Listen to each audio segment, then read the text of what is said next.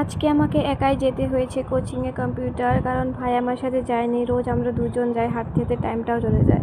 ক্লাসে যাওয়ার পর ক্লাসটা শেষ হওয়ার পর স্যারে বললো যে স্যারেদের কাছে বলে আম পেকেছে, বলো তুমি অল্প বসো, আমি পেরে নিয়ে আসছি। স্যারে জাম এনে দেওয়ার পর আমি বাড়ির দিকে রওনা হলাম। রওনা হয়ে ভাবলাম আমাদের স্টেশনটাকে আপনাদের দেখে দেই। পাতিলদহ স্টেশন অনেক সুন্দর দেখা যায়, অনেক মানুষ এখানে ভিডিও করে, আর অনেক মানুষের শুনেছি ভিউজও বলে অনেক বেড়ে।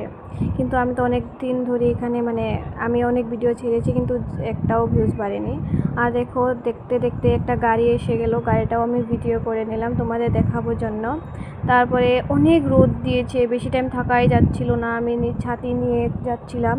তারপরে এরকম করে একলা একলাই আজকে পুরো ভালোও লাগছে না, ভাইও আসেনি, পুরো একলা একলা। রোদ তো ঝগড়া করতে করতে যায়, তোমরা জানোই ভাই বোনরা কীরকম করে ঝগড়া করে।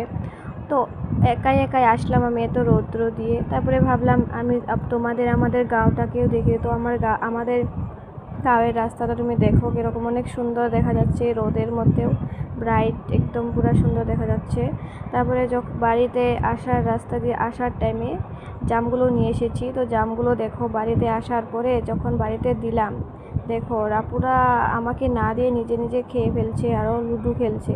আমাকে একটা বললো না যে খাও, সেলফিশ মানুষ, সব সেলফিশ বুঝেছি এখন আমি। আমি বসে গেলাম, আর ওরা খেয়ে খেয়ে জামগুলো জানি না এখন কোথায় কী করেছে, শেষ করে ফেলেছে শায়দ।